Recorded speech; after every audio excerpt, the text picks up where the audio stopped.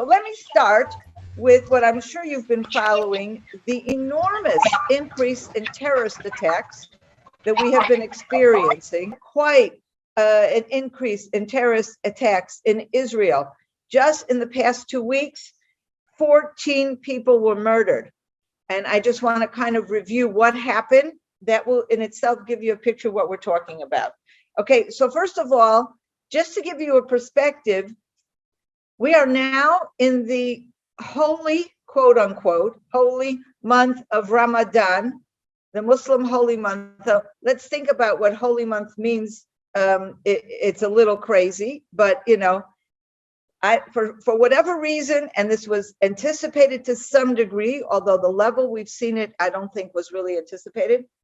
You get Ramadan, you get terrorism. Holy month for the Muslims, terrorism, murder. And I just keep asking myself, what kind of religion has a holy month dedicated to murder? I don't get it, but that's what we're seeing before our very eyes. Now, believe me, I know that there are a lot of Muslims who are not like this. And there are Muslims that'll say that the people who are, using this, holy month for murder are wrong. And I appreciate that. I really do. But we cannot ignore the fact that there's an overriding situation here, an overriding phenomenon. Ramadan, holy month, murder. Okay, so let's just see what happened. It started a few days before Ramadan began, kind of gearing up for Ramadan. On March 22nd, and by the way, even before these, I'm going to now talk about 4 attacks, but even before these attacks, we saw a number of stabbing situations in Jerusalem. Someone's crossing the street near the old city. All of a sudden, a terrorist comes up, pulls out a knife, starts stabbing. Thank God in those cases, people were not murdered, but people were injured. It's very, very frightening. So it already started with that. On March 22nd, in Beersheba. Now, remember, a lot of times when you hear people talking against Israel, or if you hear people talking about the BDS, the boycott movements and stuff like that, what are they always saying? Israel's an occupier, and they talk about the occupied territories, and they say if Israel would only leave the so-called West Bank, Judea and Samaria, everybody would be fine, right? Our problems are with the Palestinians, and our problems are the fact that we're in Judea and Samaria. You will notice that every single one of the terror attacks now did not take place in Judea and Samaria. They did not even take place in Jerusalem. Okay, we have people saying, oh, East Jerusalem, that belongs to the Arabs. No, these were all cities in Israel. And very disturbingly, some of the terrorists themselves are actually Israeli citizens. Okay, so it starts in Beersheba. A Bedouin Israeli citizen comes in, he's driving a car, and he starts by just ramming, driving over a guy on a bike. Then he gets to a gas station, stops his car, gets out of his car, stabs a woman and kills her. Then he gets back into this car, drives to a shopping center, getting out, and then starts stabbing every people on the street. There are luckily 2 civilians in the area who have weapons, and they engage, and they end up shooting and killing the terrorist, okay? It turns out this guy is a sympathizer with ISIS. Lovely fella, a citizen of Israel, killed 4 people on March 22nd. The next event, March 27th, in Hadera. This is like on the way to the Galilee, it's near the coast, on the way to the Galilee, Hadera. 2 Israeli Arabs who are cousins, who come from an Israeli Arab city called El-Fahim. This is in the lower Galilee, and it is known as a place that it's kind of a hotbed, okay, of some of the more radical Arabs. And these guys come out, see 2 soldiers standing, and attack them with pistols, shoot these guys, then grab their weapons. They killed those 2, grab their weapons, and then start on a shooting spree. In the end, they killed 2 people, but they injured many more as they were on this shooting spree. That was March 27th. So both of those attacks were done by Israeli citizens. The third attack in Vinay, an ultra-Orthodox neighborhood very close to Tel Aviv, a very crowded place. And right now, we're right before Passover. People are out on the streets. People are shopping. It is a very crowded area, okay? A guy comes out, a Palestinian this time, okay? A Palestinian now, it is well known, there's this fence, this fence that goes more or less along the line that separates Judea and Samaria from the rest of Israel. I never liked this fence. I don't like the idea of dividing Judea and Samaria from the rest of Israel. It bothers me. But all along, people said, no, it's very important for security. My feeling, and many people like me, always believe that the way you're going to protect Israel is by focusing on the Arab towns and villages where these terrorists are coming from. If you wait till they get close to their targets, you've already lost half the battle. But more than that, the fence itself has huge holes. Just near where I live, as I'm driving out from my community, when I approach very, very close up to Kfar Saba already, where I've already passed the checkpoint, so to speak, the fence is still there on my right. The fence there is surrounding Kalkilia, which is a major Arab Palestinian city. And there's this huge, not just huge holes in the fence, but every morning at about 6 a.m, you see hundreds, if not thousands of Palestinians just walking through this hole in the fence to go to work.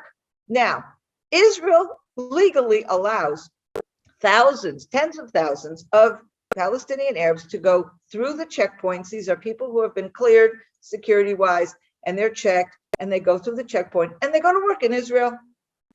These are people who have not been checked by security, and this was a well-known fact to the IDF. And for some reason, and there's been a lot of debate about this recently, for some reason, the IDF chose knowingly to turn a blind eye. And what they have said, if you ask me, is one of the most ridiculous things I ever heard. We need to give an opportunity to reduce the tensions, to let more people go to work in Israel. Okay, if you think more people need to go to work in Israel, give out more work permits. And then you hear someone say, these are people who would never be eligible for a work permit.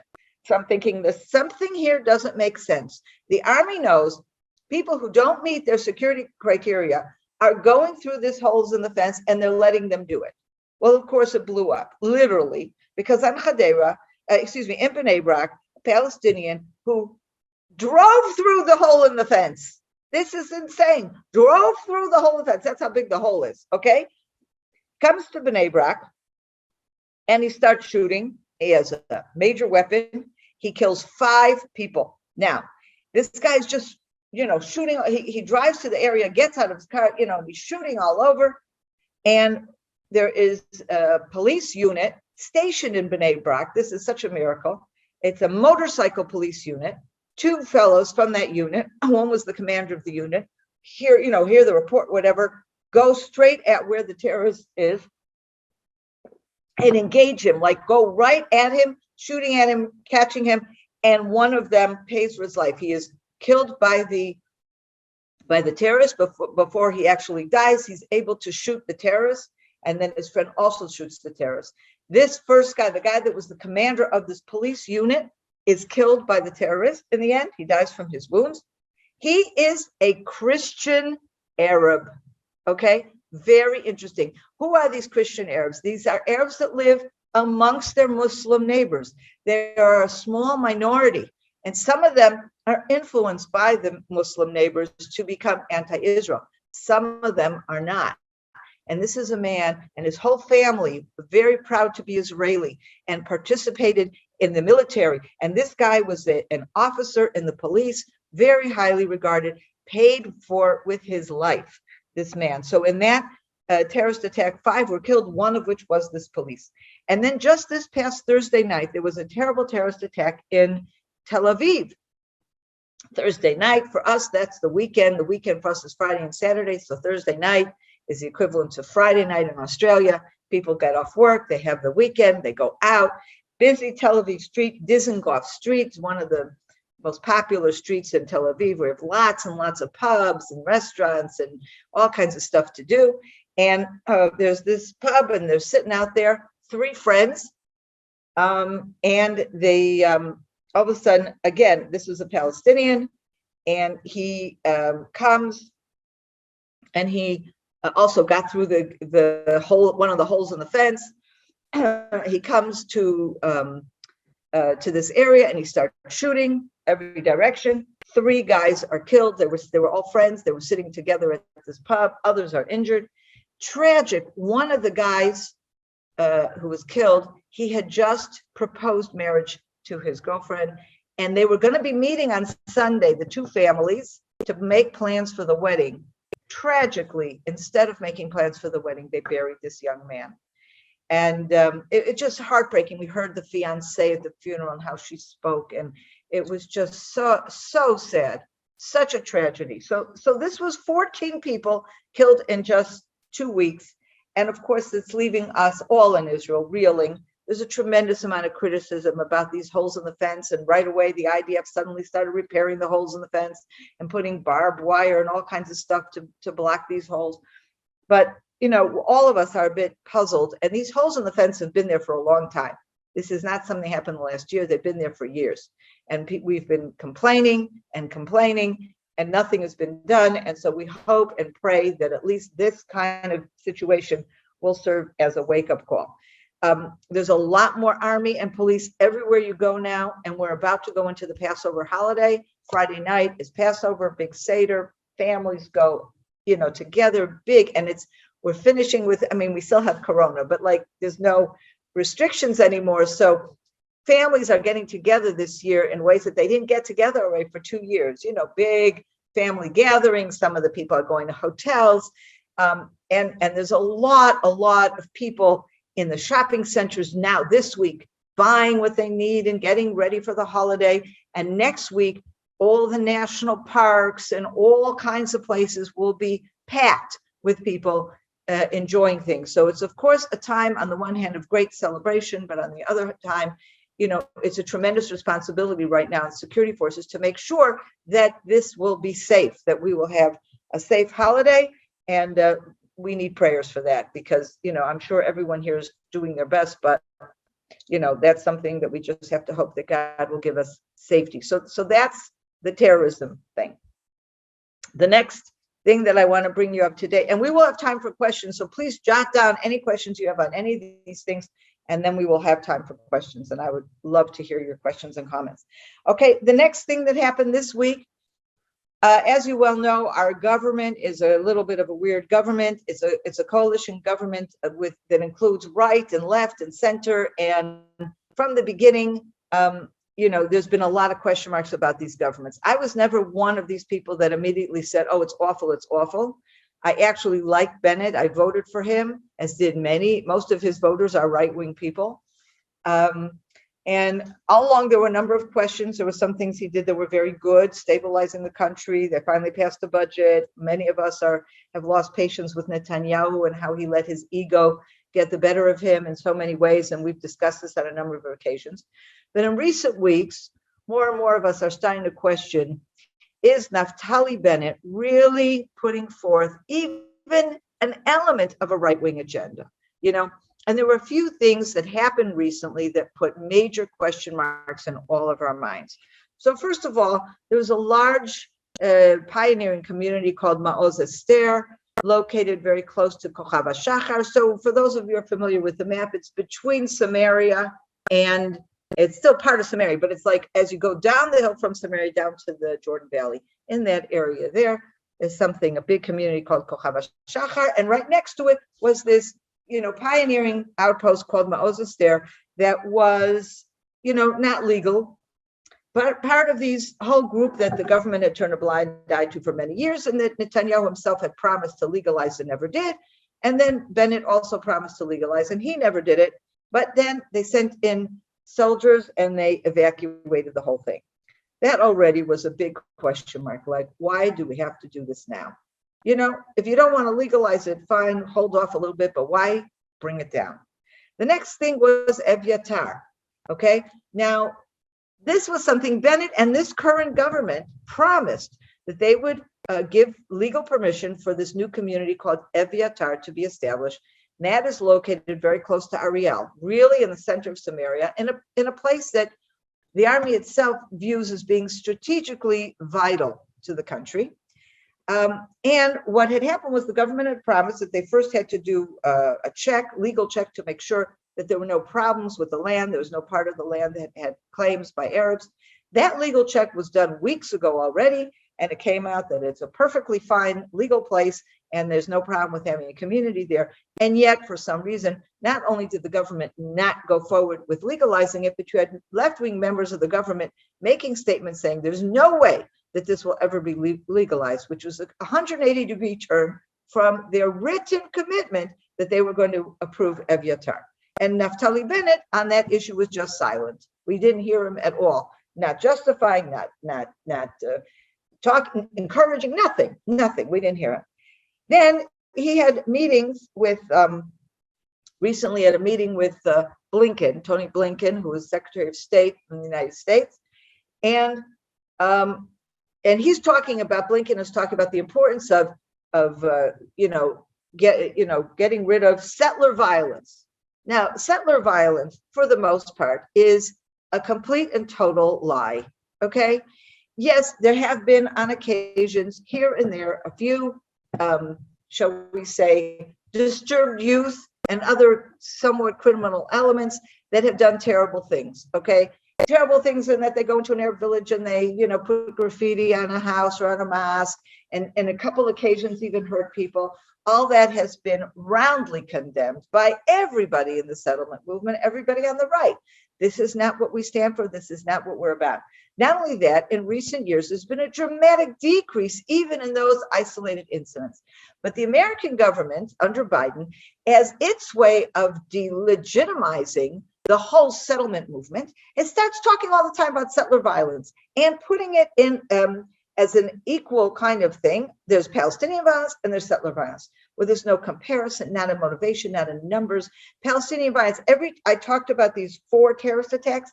Every time those terror attacks happened, in all the Palestinian towns and villages, people were on the streets handing out candies and celebrating the murder of Jews, okay? Whereas when there's an individual Jew who kills an Arab, it is widely condemned, calls to the police to arrest the person, throw him in jail, and put away the key. I mean, this is a completely the opposite thing, yet the Americans are constantly looking for equilibrium here, okay? So this is how Blinken is speaking with Bennett at a press conference, and Bennett says nothing. He doesn't say, excuse me, sir, but that is not exactly how we see it. Nothing, says nothing. And as in addition, at the same press conference, he said he called the area of Judea and Samaria the West Bank. Whoa, okay? We never say West Bank, certainly not on the right. The official terms for these places in Israel is Judea and Samaria, they're biblical names. When you call it the West Bank, as if you're giving credence to the fact that you're going to give some of it away, maybe it's not all yours. And of course, Bennett afterwards apologized. Well, he didn't really mean it, and it just was a term, and it came out. But all of these things put together have started to create more and more questions in everyone's mind on the right about what is going on with this government.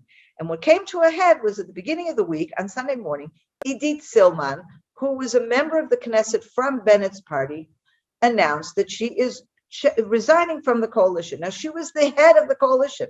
In other words, in the Knesset, the coalition is a bunch of different parties in the Knesset, and her job was to coordinate between all those parties and make sure that they're all acting in concert when they're talking about passing legislation or whatever it is that's going on. So she was a very, very important figure in the Yamina party, and she resigned. She said, that's it, I've had it. And the reason she used was not any of these reasons I just mentioned, although I believe these were the real reasons. The reason that she talked about was a religious issue, okay, which is also important, for sure. There's always been, there's a law actually in Israel that does not allow the sale or display of bread during the Passover holiday in Jewish areas. Out of respect for the holiday, nobody tells you what you can eat in your own home, but this idea of in public areas, you shouldn't have bread. A number of years ago, there's a group of ultra-secular people, a tiny minority in Israel, but wanted to make trouble. And they were walking into hospitals with bags of pita, bags of bread. And it was very offensive. Somebody sitting and having a sandwich next to someone who believes, like it says in the Bible, that we shouldn't see bread, not just we shouldn't eat bread, we shouldn't see it. And so they started really watching to make sure people don't eat bread, and it was taken to the courts. And the courts said, no, people have the right, there's civil liberties, they can bring bread anywhere they want. And this became like an issue. And so just like a week ago, the Minister of Health, who's from the ultra left-wing party Meretz, writes a letter to all the hospitals saying to them, now guys, remember, you cannot prevent anybody from bringing in bread to a hospital. Well, he didn't need to do that. That was just adding fire to the flame. You know, you could say, don't want guards there looking at people's purses to see if they have pita.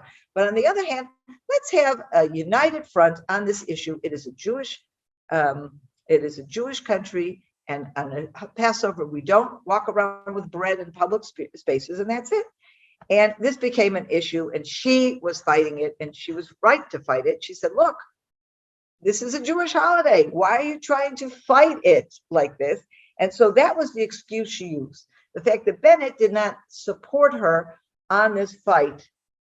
But we all know that that was not really what was going on. Part of it was these political issues. Part of it was the fact that she and her husband and children have been under tremendous and nasty pressure from people from the Likud, who are calling them up and threatening them. And they threatened her husband, he's going to lose his job, and really nasty stuff that was going on. People blaring music at all hours of the night outside their house, really trying to pressure her. So some people say, Bennett included, saying, well, she just cave into the pressure. I don't believe it, but that was going on. But what's happening right now is that Bennett doesn't have a majority. He now has there are 120 people in the Knesset. He has 60 on his side, because now 2 members of his party have already separated themselves and are not voting with the coalition. Okay. So, of course, everybody is wondering, does this mean we're going to have elections? You know, I think the only one in this country who wants elections is Netanyahu, because he really thinks, although I don't think all the surveys show that we're going to be exactly in the same stalemate as we were. So we won't have elections, but we're going back to the same problem. And one option would be to reconstitute a government based on the same members of Knesset we have today, but with make a different coalition. Again, it's the same problem as we had before. We have an overwhelming majority of right-wing members of Knesset, but a significant number of them refused to be in a government with Netanyahu because of personal animosity, because of moral conflict, all kinds of issues going on. So it looks like we're at a stalemate again, and nobody knows what will happen. Bennett claims that his government is still stable and they will move forward. It is fairly clear that the Likud and Netanyahu were very much behind this Idit Silman leaving the coalition. They promised her positions in the Likud, etc. It's not unclear if the Likud will ever fulfill those promises, because they're pretty good at making promises like that and not fulfilling them. If you're listening to me and hearing a sort of cynicism about all the politicians, you're right, because they play so many games. And here I'm a person, and there's so many people like me. We're ideological. We have principles. We wanna vote for people and see our government fulfilling functions and following and keeping loyal to certain principles and certain types of policies. And unfortunately, too much of this is a game. Now, I still believe that I really do believe that Bennett is still right wing, and he claims it. He is. I don't think that's the issue. I think the issue is that he's weak, and that he is not. He has a small party. A leader of a small party should never be a prime minister, because he doesn't have the power to force the government to do what he wants. And there are times where he could have been much bolder, stood up against left-wing opposition, and he hasn't done it. I don't think this makes him a bad man. I think it makes him a person who's having a great deal of difficulty fulfilling a role of a right-wing prime minister.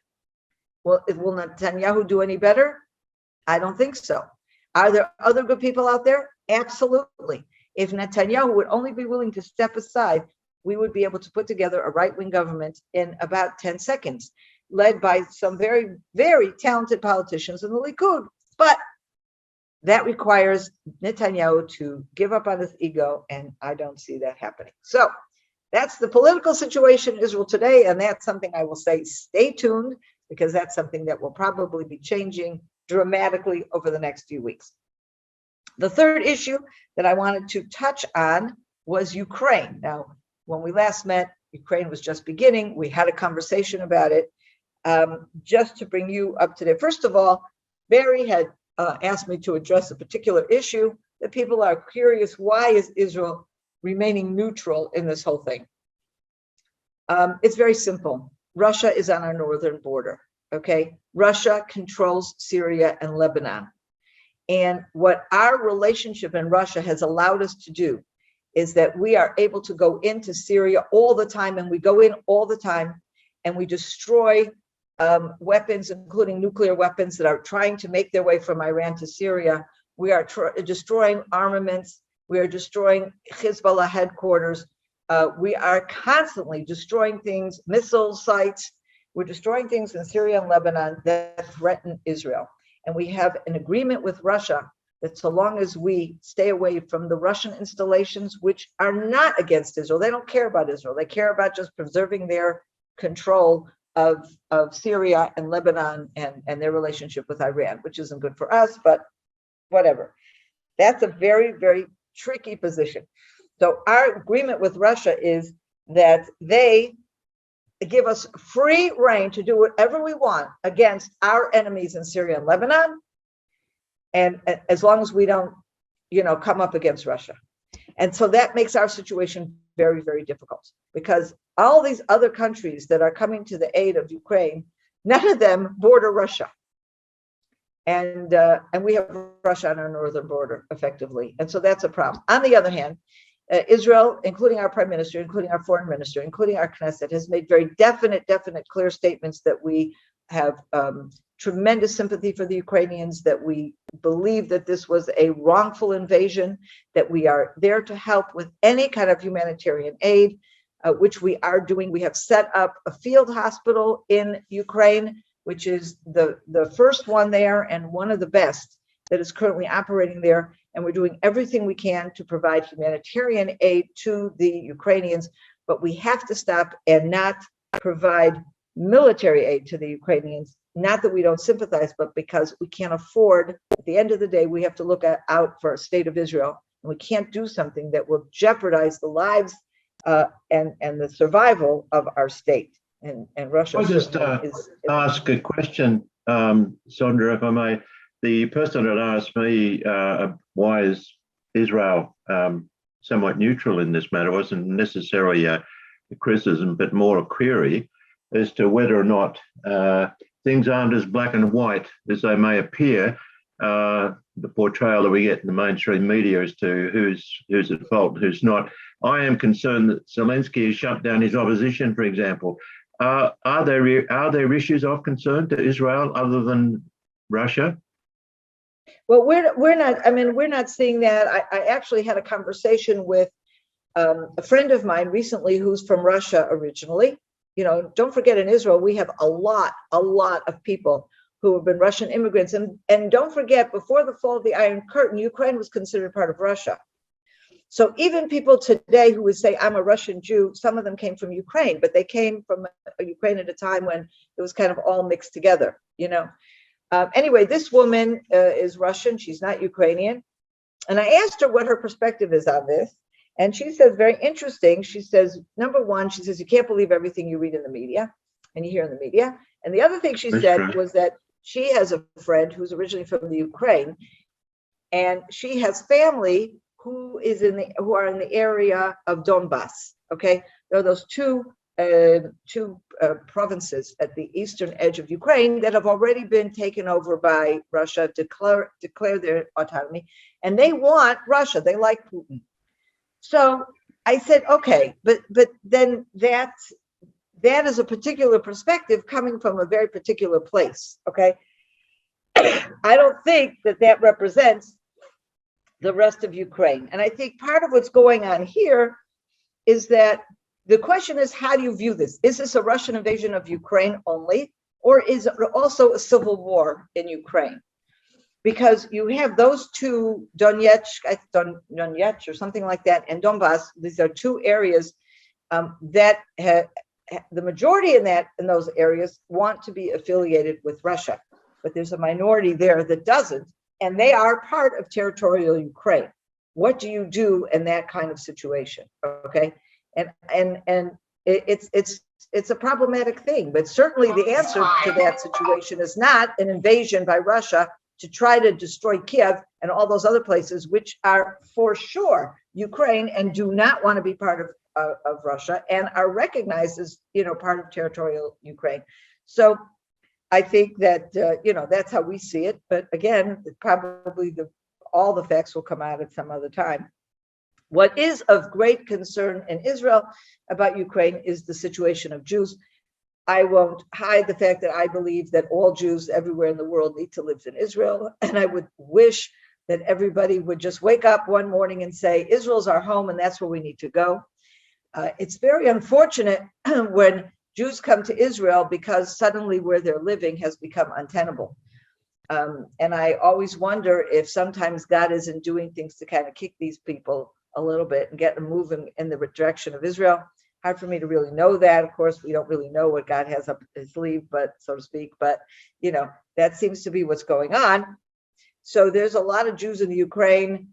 For me, and I've written about this a bit, when I think of Ukraine, I go back over 100 years. My grandmother was from the Ukraine, and she fled the Ukraine in 1920 after a pogrom perpetrated by Ukrainians against the Jews in her town, not far from Kiev, where her husband and her baby were murdered by Ukrainians. And then, of course, we know that during the Holocaust, the Ukrainians were the worst. In fact, I just read a book a couple of weeks ago after this whole thing in the Ukraine began.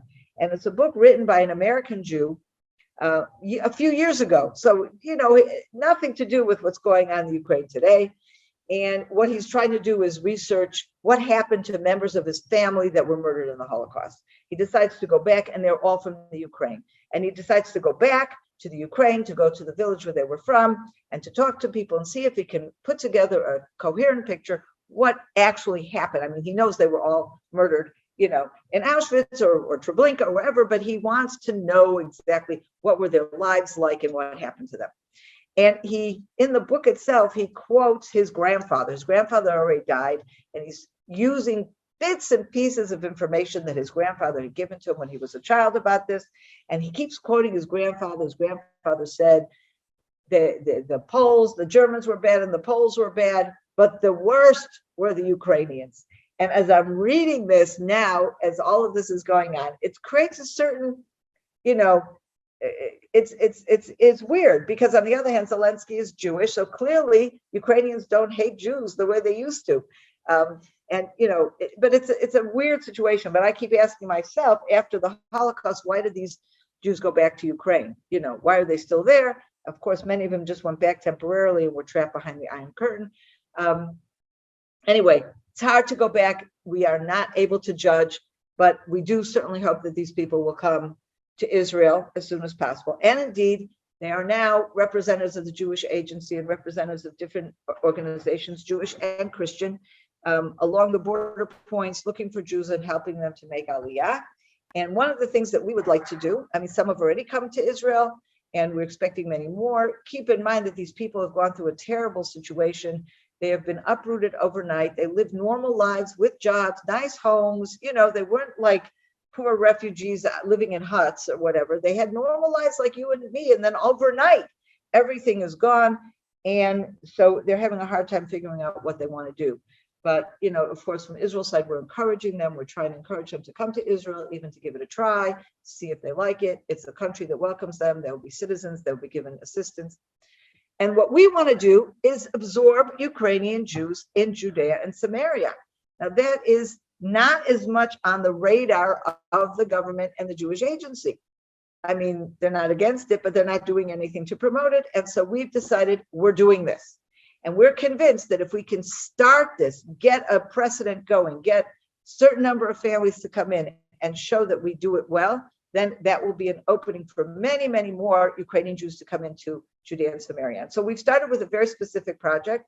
The community of Revava a small community in Samaria, between Ariel and Karnei Shomron, where I am, right in the middle. They're beautiful, lovely views, a gorgeous little community, religious community, has absorbed French immigrants over the past couple of years and have done a brilliant job with them.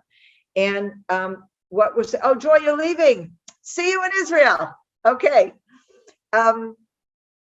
Anyway, so what we're doing is we're hoping, we building on that success. We know how to do it. You put a small number of people together in a small neighborhood. You create a neighborhood of temporary housing within a community so that you have a group of people from the same country, speaking the same language all together, okay, gaining comfort from each other, helping each other out.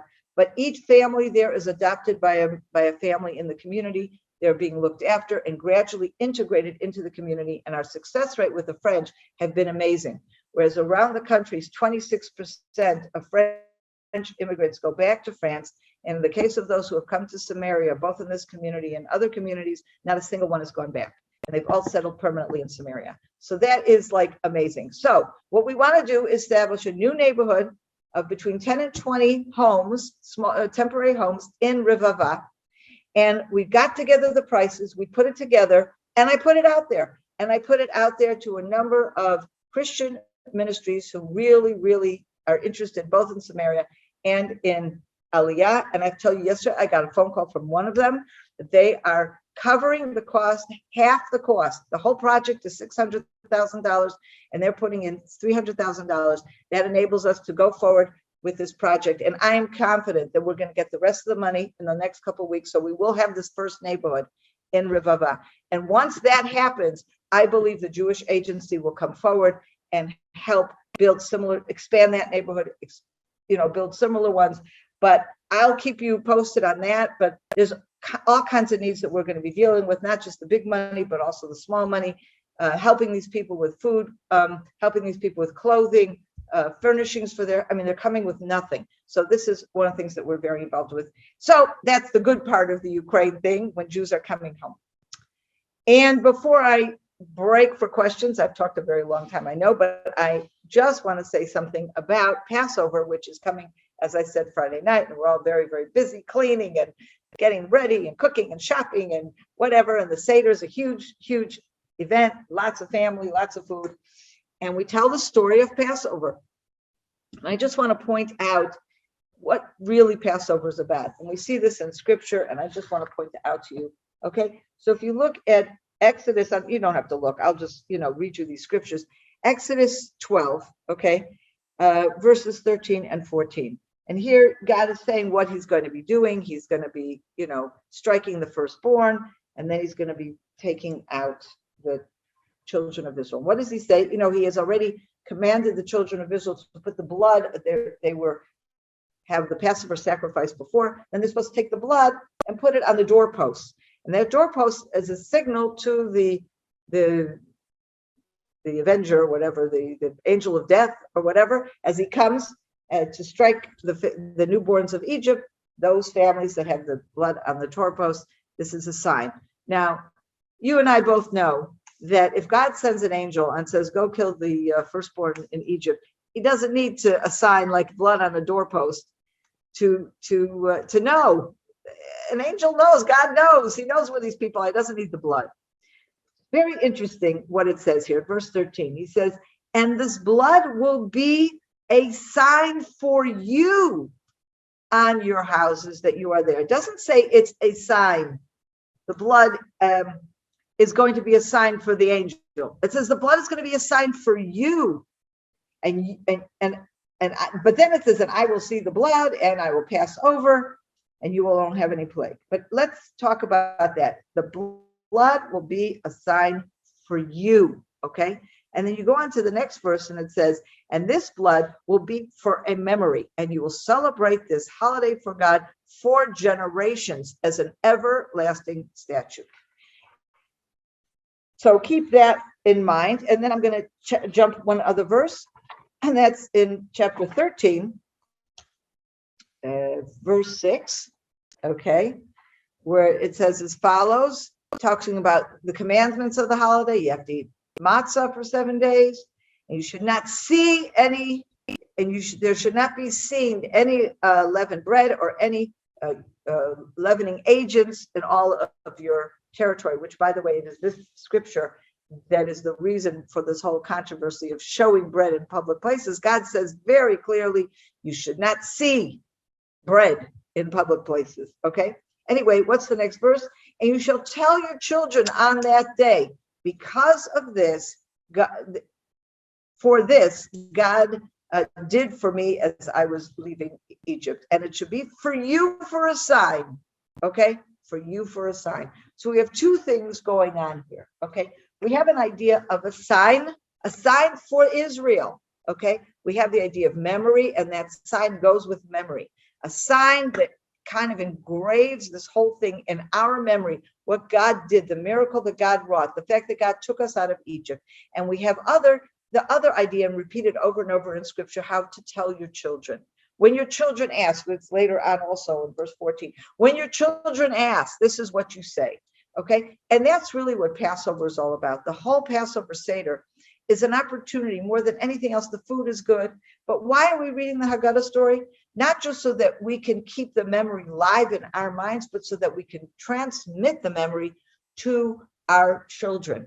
And it's very interesting by using the word memory, because the truth of the matter is memory is really only something that is available to someone who themselves experienced, okay? Now, I wasn't in Egypt, so how can I say I remember Egypt? I wasn't there.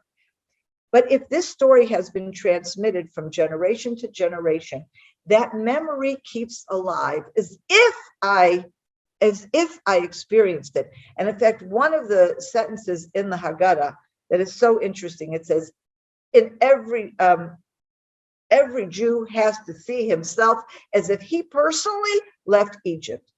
So we have this idea of a sign that is not just the blood on the doorsteps in Passover, but the memory of that, the knowledge of that sign serves as a sign that we take with us and that becomes our personal memory. And then we have that obligation to transfer that to our children.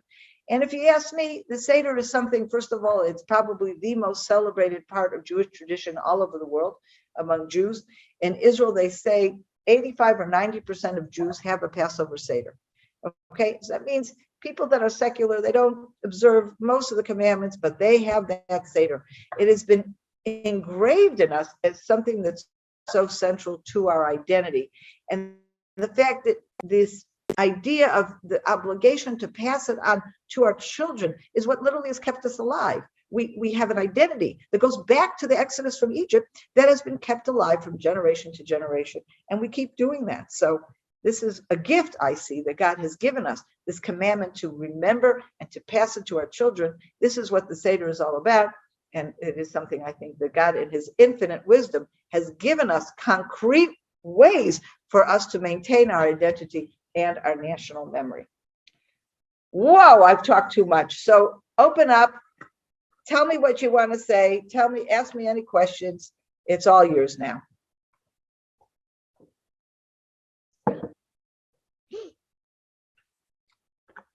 Don't be shy. Nobody? Okay. Sondra. Yes. Sondra, do you see the Ukraine as being, or Russia attacking the Ukraine as being an avenue to eventually attack Israel? I hope not. No, I don't see that. But, it's something we have to be very careful about. And that's one of the reasons that we are not, as a country, providing weapons to Ukraine, because we don't want to give. I don't see Russia coming against Israel frontally, but I can see Russia shooting down our planes as we fly into Syria to destroy Iranian and Hezbollah installations there.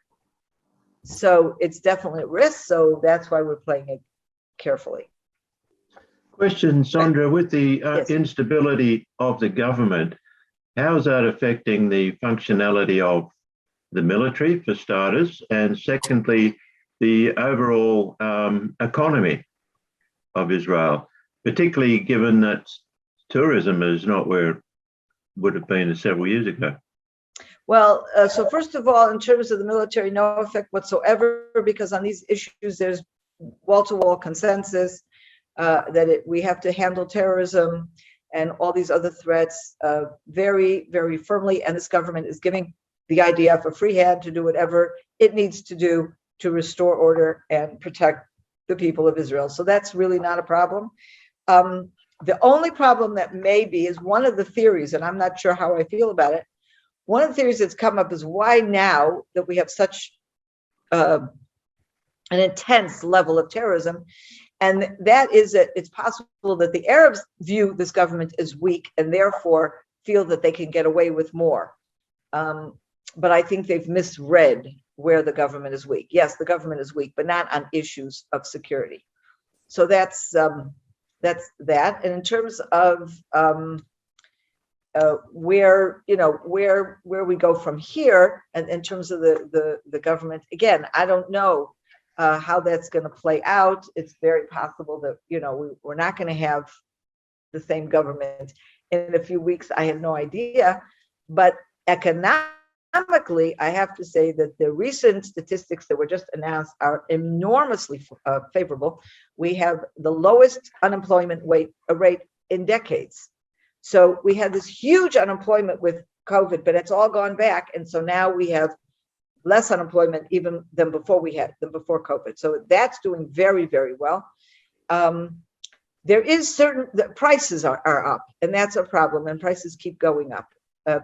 Some of the prices are going up the same way they are all over the world because of higher costs of shipping and other issues. Raw materials, Israel is very reliant on raw materials for the building industry and other things that come from abroad. And so that has been affected by a worldwide increase in prices. Also, oil prices are going up because of the war in Ukraine. So these prices have gone up. Some of the price rises in Israel, though, are seen as being uniquely Israeli, and we need to have more, dealing with that, breaking up monopolies and things like that. And there is a certain movement to do that, and they've been working on that. I'm not sure. I don't know if the issue is the government as much as it's an issue. In some places, we have trade unions that interfere with that kind of thing. I think that in some cases there are weak government ministers that could be firmer in getting some of that moved ahead. But that's the only place I see where that could affect the economy. Tourism is opening up, and I have been told that it is impossible to get a hotel room in Jerusalem this Passover. Some of that is from Israelis, but a lot of it, people are coming back. Friends, relatives, supporters of Israel who haven't been here in 2 years are coming back now. Just last night, a friend of mine was at the airport to pick up his parents who were coming to visit from the States. They hadn't been here in more than 2 years. And so you have a lot of that going on.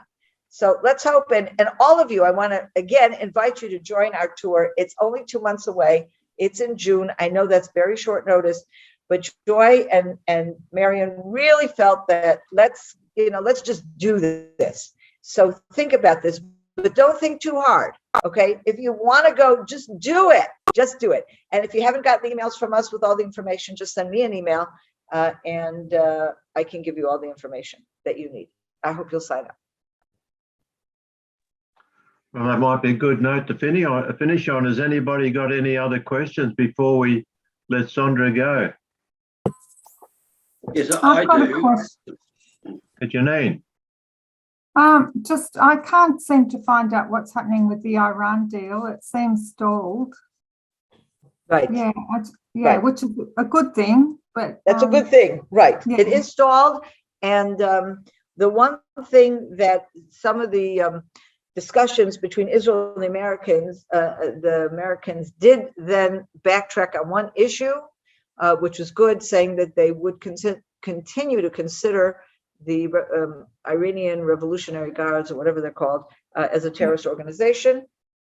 I hope, but at this point, it's all stalled, so none of it became relevant, because that was as part of the negotiations for the agreement. But since there is no agreement at this point, that's good, and let's just hope and pray that that agreement dies. Yes. It never should have been considered. No. Amen. Amen. Anyway, is there anyone else? That it? Yes, That might be it. Sondra, Oh, here we go. Graham, Sorry. yes. Sondra, What is the general, and I underline general, and that was very vague, opinion within the politicians in Israel? Do they have any conviction or faith that God will give them the whole land eventually? Well, sure, some of them do. Some of them do, and even Naftali Bennett does. But, you know, sometimes when it's not a majority, put it this way, there's a definite majority in the Knesset of people who believe that we need to be in Judea and Samaria. Of those, there's a significant number who believe that it is part of God's plan, 100%. Okay? But at least a quarter of the Knesset, if not more, somewhere between a quarter and a third of the Knesset will definitely believe that this is God's plan. And we'll talk in that way.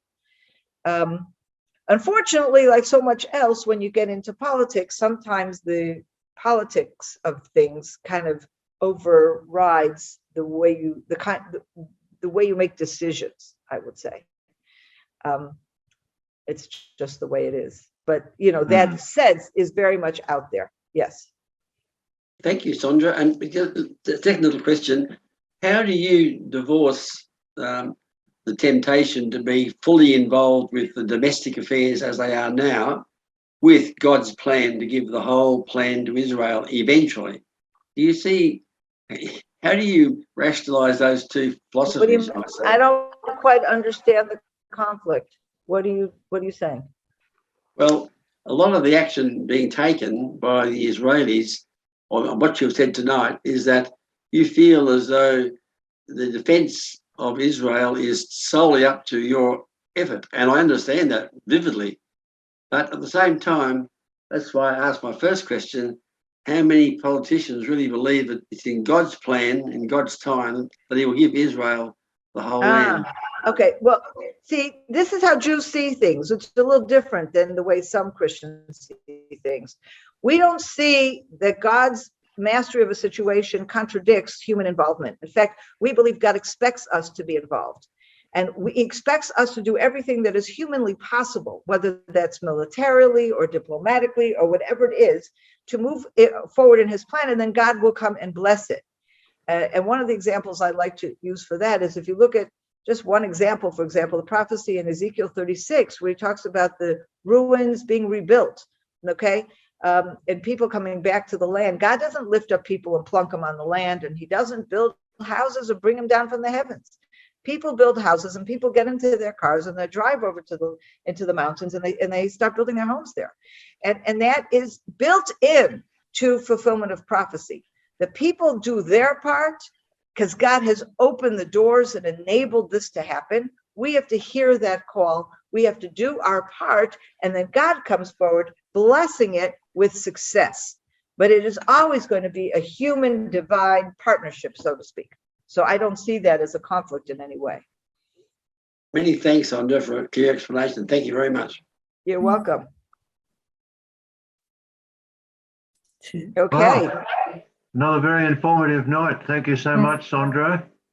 And I envy Joy and Marion landing soon on the shores of Israel. And I'm hoping it won't be long before I can get back again, but I don't think it'll be this year.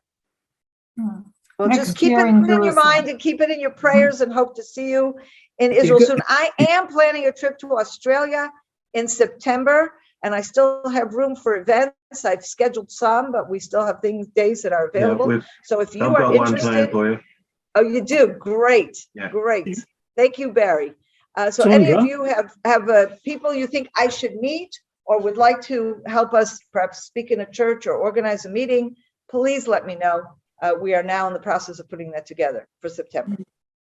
Sondra, is there any reason why Netanyahu is still in charge of Likud? Because they want him there. But what about the people in the opposition, or currently the government? Why can't they combine with some of the others? If he's the stumbling block, why can't he be replaced? Well, his party has to want to replace him. Now, some people in his party do want to replace him, but they're afraid to get up against him because he's still a very, very popular figure in Israel.